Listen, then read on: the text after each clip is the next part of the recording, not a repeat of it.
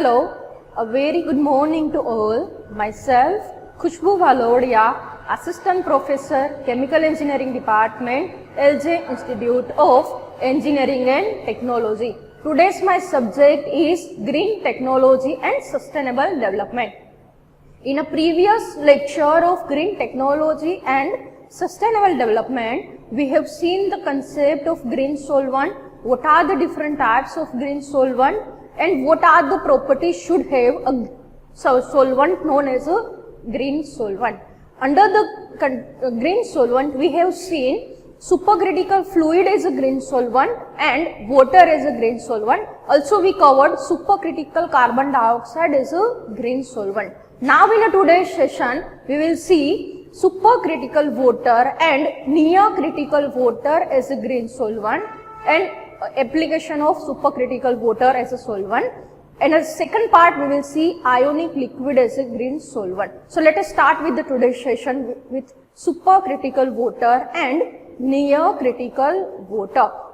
Nowadays, increasing chemical synthesis are taking place under the supercritical water condition. So a wide and increasing range of synthesis reactions are taking place at supercritical water condition. Here in a figure you can see that a graph of pressure versus temperature is there.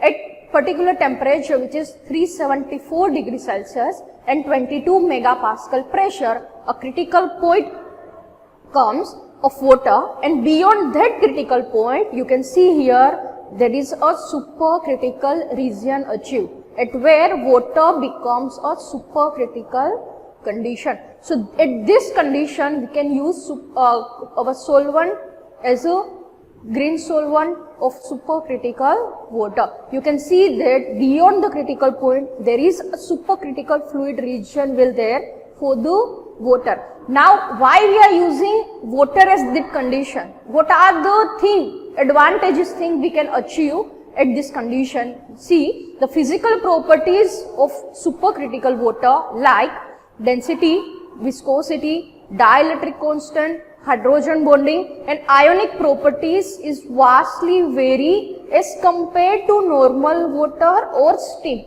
right? So here that is our intention, that is a physical properties is widely changing at when water nearer to critical condition or water comes under the supercritical condition. Another advantageous property that we'll achieve is at supercritical water has a low dielectric constant. Here low dielectric constant, that means this is extremely soluble in non-polar components such as organic matter and oxygen. That's why our intention is to use supercritical water in our application.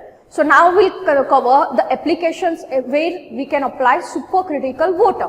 So first application is supercritical water hydrolysis. Here in a supercritical water hydrolysis, a hydrolysis of taking place of biomass into cellulosic sugar. Here biomass is converted into a sugar by using supercritical water as a solvent. So here water is acting as a solvent in which extract C6 sugar from the cellulosic material. Right, here the water acting as a solvent and extract C6 sugar from the cellulosic plant matter.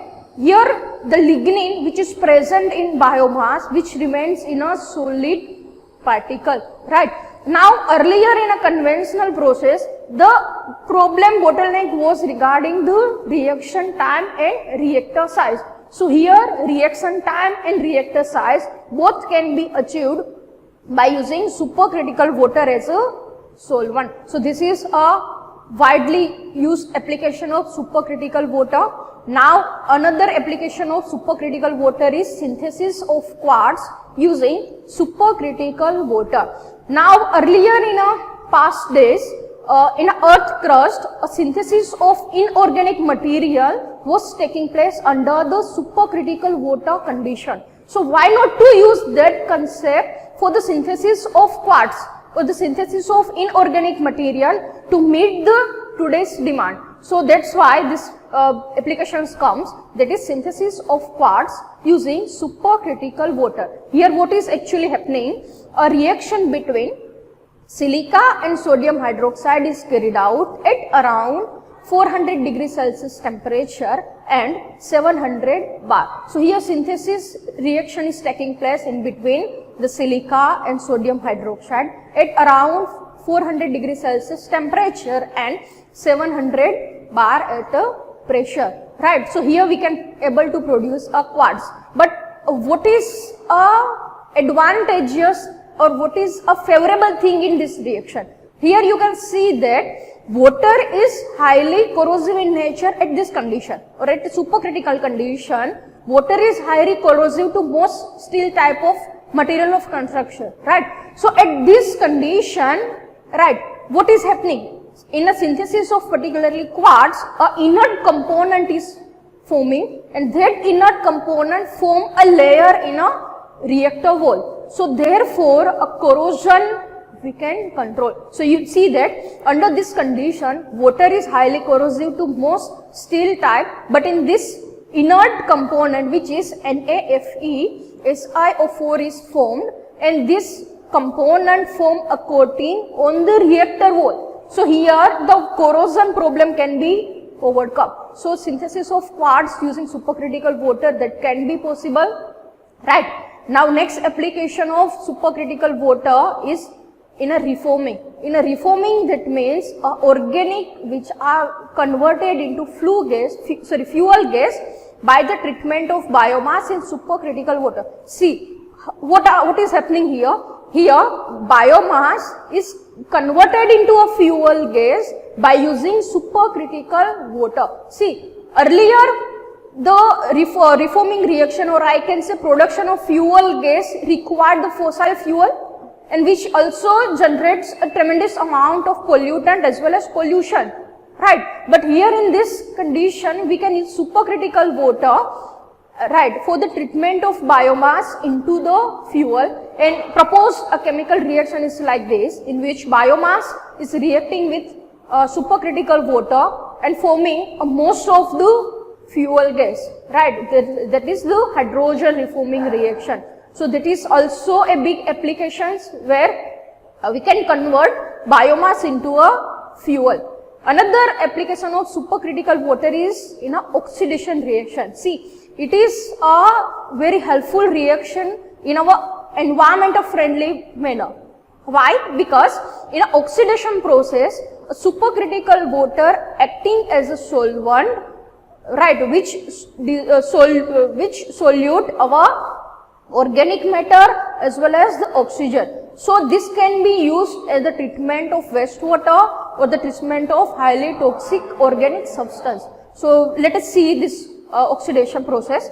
In this oxidation process, a non-polar molecule like oxygen and organic matter have a strong solubility in the supercritical water, right? So therefore, what is happening? A homogeneous mixture is formed. Why? Because our non-polar molecule get easily soluble in a water, or particularly supercritical water. So therefore, it creates a homogeneous phase and a mass transfer resistance to the interface is eliminated. See, here two advantages we are getting. First one is, because of the high solubility, a homogeneous phase is generated, and another one, a mass transfer resistance at the interface is eliminated, right? So therefore it increase the mass transfer rate also. Moreover that, this is an environmental friendly technology for the organic waste reduction, such as a treatment of wastewater, industrial sludge and municipal sludge, or etc. So treatment of all this treatment of all this organic matter and oxygen, we are using supercritical water oxidation. This is a widely used application of supercritical water, right, for the treatment of any waste component. Next, we will see green solvent, that is ionic liquid. Now, ionic liquid is future, we can say that. Ionic liquid, that means a salt, A salt, that means a combination of anion and cation. That means a summation of anion and cation that will make ionic liquid. So ionic liquid is a salt which is in a liquid state at room condition and having a melting point less than 100 degrees Celsius. That means a ionic liquid is a combination of organic cation and organic or inorganic anion. So by using a proper anion and cation combination, we can produce a desired ionic liquid. Why ionic liquid is known as alternative green solvents compared to conventional solvent? Why I said ionic liquid is a future? Because the most desirable property or most different properties of ionic liquid compared to conventional solvent is non-volatile, having a negligible vapor pressure, non-flammable, and most advantage which is thermally and chemically stable. So most of the chemical synthesis we can carry it out under the ionic liquid. Now where we can apply the ionic liquid? A widely used application of ionic liquid are battery production, lubricants, plasticizer, water recycling, as a solvent for the nanoparticle material production, in the extraction reaction of gas absorption agent, right. So these all are the widely used application of ionic liquid. Due to their high polarity, it can be used in a many chemical and biochemical reaction. Right, here our intention is to use maximum ionic liquid as a reaction medium, as a solvent, right. So because of their high polarity, it can be used in many chemical and biochemical reaction. So therefore I can say that ionic liquid is a better alternative as compared to conventional organic solvent, because we have seen that the conventional organic solvents have a higher environment persistence, having a high toxicity, flammability, high vapor pressure, right, recyclability. These all are the disadvantages of conventional organic solvent. So instead of that, here there is a good potential, we can use ionic liquid as a green solvent.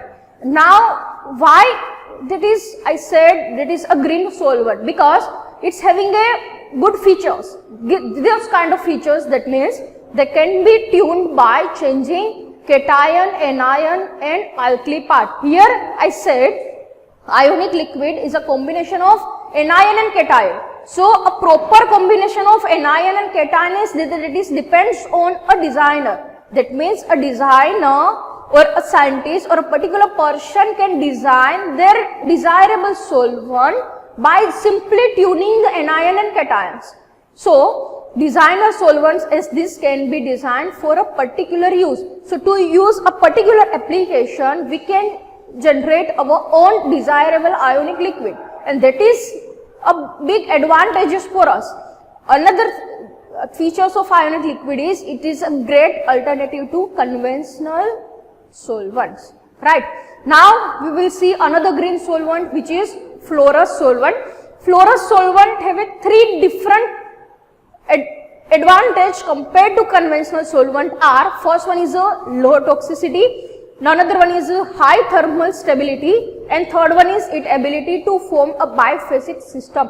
So these three makes them as an alternative green solvent or comes under the green solvent of by these three advantage. One is low toxicity, another one is high thermal stability, and third one is the ability to form a biphasic system.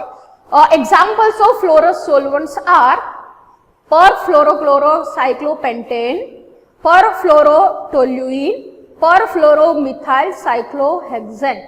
So perfluorocyclopentane, perfluorotoluene and perfluoromethylcyclohexane are the example of fluorous solvent. So these are the widely used as a solvent in many chemical synthesis.